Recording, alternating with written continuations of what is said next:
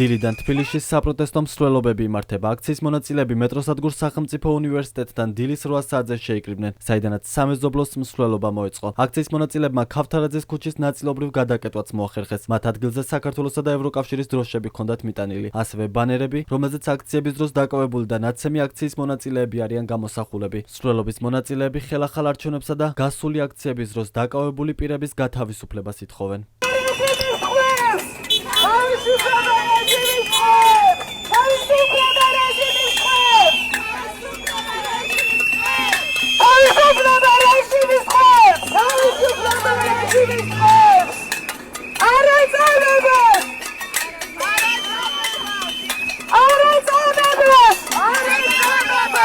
ჩვენ ვითხოვთ ატიმრების და ნაწამები, რეჟიმისგან ნაწამები ადამიანების გათავისუფლებას დაუყოვნებლივ და ჩვენ ვითხოვთ ახალ არჩევნებს იმისათვის, რომ დაუბრუნდეს ქვეყანა მშვიდობიან განვითარების გზას, ევროპული განვითარების გზას. ეს არის მოთხოვნა ამ შეკრების. დღეს დიპლომატებმა საპროტესტო აქცია გამართეს თბილისში უნგრეთის საელჩოსთან. აქციის მონაწილეებმა უნგრეთის ხელისუფლებას და პრემიერ-მინისტრ ვიქტორ ორბანს მოუწოდეს ევროპელ კოლეგებს სანქციების დაწესებაში ხელი არ შეუშალოს და საკითხს ვეტო არ დაადოს. მათ ადგილზე აქციებზე ნაცემი და ნაწამები მოქალაქეების ფოტოები მიიტანეს. ჩვენი თავარი სურვილი და მოთხოვნა არის პრინციპში ორი რამ.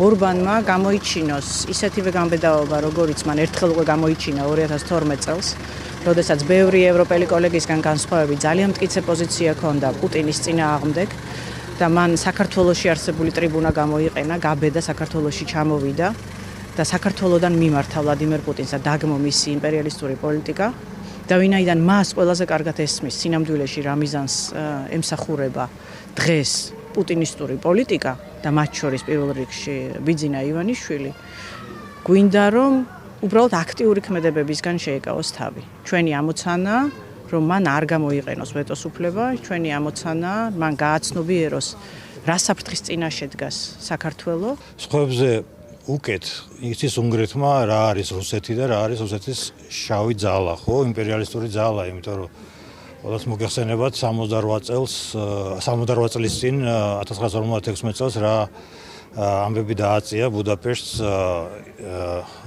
საბჭოთა კავშირმა იმის გამო რომ მოინდომეს მათ თავისუფლება. და ეს მებრძოლი უნგრელი ხალხის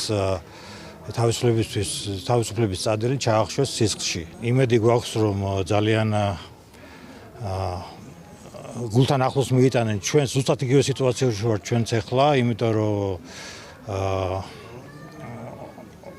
ვართ და ჩვენი დასავლელი მეგობრების დახმარების იმედად და იმედი გვაქვს რომ უნგრეთი არ შეეწინააღმდეგება რუსული მთავრობის დასანქცირებას, რაც ჩვენ ძალიან დაგვეხმარება თავისუფლებისათვის ბრძოლაში. ორბანის პოლიტიკა არ ახალია, მისი პრორუსული პოზიცია ჯერ კიდევ 10 წლის წინ დაფიქსირდა და მას შემდეგ ღრმავდება. მას ძალიან კარგი და მეგობრული ურთიერთობა აქვს პუტინთან. აქედან გამომდინარე ის ყველაფერს აკეთებს, რათა ევროკავშირის ერთობლივი პოზიცია სხვადასხვა საკითხთან დაკავშირებით არ იქნა შემუშავებული, მათ შორის საქართველოს კრიზისთან დაკავშირებით და ძალიან მნიშვნელოვანია ეს ხალხი, ვინც აქ მოდის, აქტივისტები, სამოქალაქო საზოგადოების წარმომადგენლები, რათა მათ გააგონონ ხმა როგორც საელჩოს, ისე მთლიან უნგრეთის მთავრობას, რომ საქართველოს საზოგადოებრიობა არ ეთანხმება მათ პოზიციას და ორბანი უნდა დაემორჩილოს მეტნაკლებად იმ საერთო გამწყობას და სულისკვეთებას, რაც ბრიუსელსა და ევროკავშირის წევრი ქვეყნების დედაქალაქებში არსებობს. ჩვენ ამ დროის განმავლობაში აქტიური პროტესტი ჰქონდა თბილისში და არა მხოლოდ თბილისში, საქართველოს სხვა ქალაქებში. მნიშვნელოვანი არის ასევე დასავლეთის მხრიდან მათი გამხმაურება და მნიშვნელოვანი არის ბიძინა ივანიშვილის დასანქცირება, ვინაიდან რადგანაც ქვეყნის შიგნით პროტესტი არ არის მხოლოდ საკმარისი და აქედან გამომდინარე მოვედით დღეს სწორედ აქ, იმიტომ რომ ჩვენი აქ მოსვლა სიმბოლური არის და ვითხოვთ უნგრეთის ჩართულობას ამ ყველაფერშიც და მნიშვნელოვანი არის ევროკავშირის სახელმწიფოებმა კაფიოდ თქვან და დაასანქცირონ ერთხელ და სამუდამოდ ბიძინა ივანიშვილი. მინდა რომ პროტესტი გამოვაცხადოთ უნგრეთის სახელმწიფოს პოზიციასთან დაკავშირებით, ვინაიდან ეს ევროკავშირში ამას რა თქმა უნდა გაეცემა პასუხი ამ პოზიციას, მაგრამ ჩვენი მხრიდან უნდა იცოდეს უნგრეთის სახელმწიფოს ხელმძღვანელობამ და პირადად ვიქტორ ორბანმა, რომ ეს სახელმწიფო პოლიციური სახელმწიფო სტანდარტებსაც კი აღარ აკმაყოფილებს.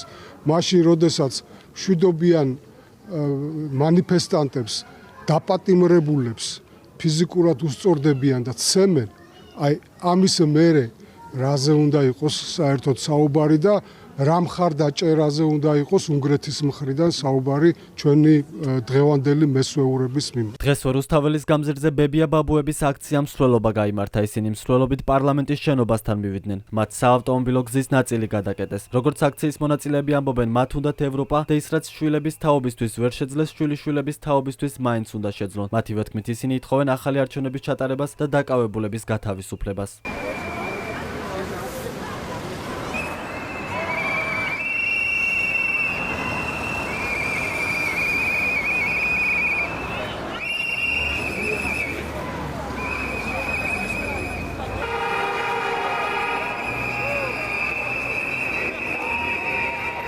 გამოუშვანეს ბავშვები, თორემ არ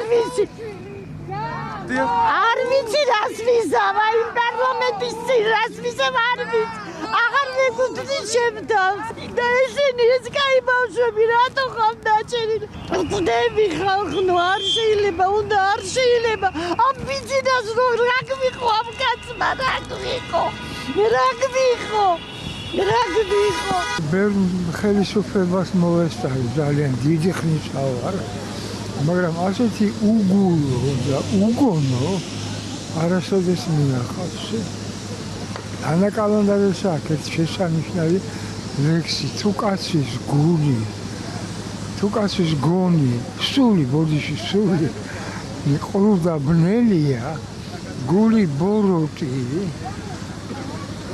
გონებას თრგუნავს, ჩემო სამშობლო გეშინოდეს მის ნასწავლობის, მიიღებ უნასს. აი ეს ეგრეთ წოდებული ნასწავლები, ზოგს იქ არ დამთავრებული, ზოგს არ მერცმა უნასები არიან. ევროპაში თვითონ რომ იყავ თავიანთი შვილები და იქ ასწავლიან, ასევე გვინდა ჩვენმა შვილებმა და შვილიშვილებმა მიიღონ განათლება. და ანებონ ჩვენ ახალგაზრდებს ნუ ურტყავენ და ნუ აიჭერენ. გაათავისუფლონ ჩვენი ახალგაზრდა ბიჭები, ეს რეჟიმის პატიმრები და ჩაატარონ ახალი არჩევნები. ჩემი პრეზიდენტი იყო მხოლოდ ზვიად გამსახურდია. აი მის არჩევაში ვღებულობდი მონაწილეობას და ეს პრეზიდენტი, ჩემი პრეზიდენტი არაა. ეს საქართველოს პრეზიდენტი არაა, ჩემი პრეზიდენტი. საქართველო ხო ჩვენი პიროვნებებისგან შედგება და ჩემი პრეზიდენტი არაა ეგა. ჩემი პრეზიდენტი იყო ზვიად გამსახურდია. მე ყოველდღე ვარ რუსთაველზე. 19 დღიდან 17 დღე ყოველდღე ვარ. და ასე გავაგრძელებ სანამ არ გავიმარჯვებ. დღევანდელ სიტუაციაში საქართველოს მომავალი არ გვიწერია ჩვენ ეს სიტუაცია თუ გაგრძელდა და ღმერთთან უქროს რომ გაგრძელდეს და ჩვენი შვილიშვილები იცით ყველას ევროპული განათლება უნდა, ევროპული ღირებულებები ყველაზე კარგად ამას შვილიშვილებს აქვთ გაცნობიერებული და ჩვენც მშობლები, ბებიები, ბაბუები ყველანი გვერდითო დაუდგეთ. მე ბებია ჩემთვის ერთადერთი ბებია მყავს დარჩენილი ცოცხალი. მინდა ღირსეული სიბერე, ღირსეული პენსია, მინდა რომ 30 წელზე მეტია რისთვისაც იბრძვის. მოესწროს ამის აღსრულებას თავისივე ცხოვრებაში, არ მინდა რომ უყუროს როგორ ურტყავენ თავის შვილებს და შვილიშვილებს და არ მინდა რომ ამ შიშში და ტერორში იცხოვროს. რამდენიმე დღეა თბილისის ქუჩებში სხვადასხვა სფეროს წარმომადგენლები მსვლელობას მართავენ. გუშინ დღის განმავლობაში გაიმართა ხელოვანების, საფეხბურთო კლუბების, მადრიდის რეალისა და ბარსელონას ქართველი გულშემატკივრების, არჩევნებზე დამკვირვებლების, რასადროდის და წიგნების თაროს მოთამაშეებისა და მხარდამჭერების მარში, ვეტერანებისა და ცხოველთა მოყვარულების მსვლელობა, რომელთა მონაწილეებიც პარლამენტთან გაერთიანდა. დემონსტრანტების მთავარი მოთხოვნა უცვლელია. დაინიშნოს ხელახალი საპარლამენტო არჩევნები, გათავისუფლდეს მშვიდობიანი აქციის დროს დაკავებულები და დაისაჯოს ყველა მოძალადე.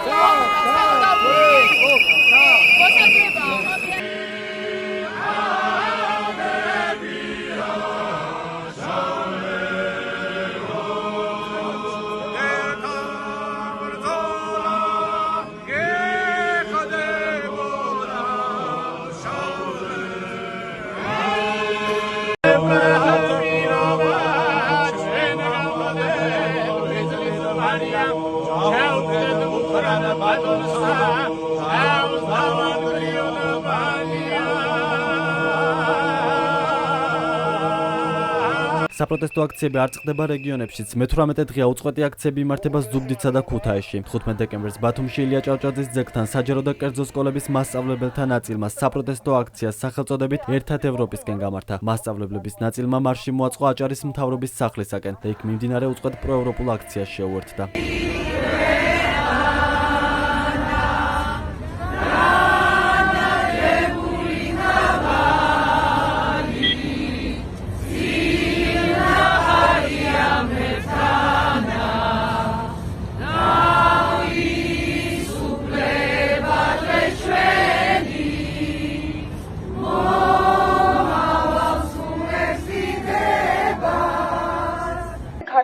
და ლიტერატურის მასწავლებელი ვარ და რა თქმა უნდა საქმიანობისას ვითვალისწინებ ზოგადი განათლების ეროვნულ მიზნებს, რომელი მიზნების ნუსხაშიც უპირველესია პატრიოტული სულისკვეთების მოქალაქის აღზრდა.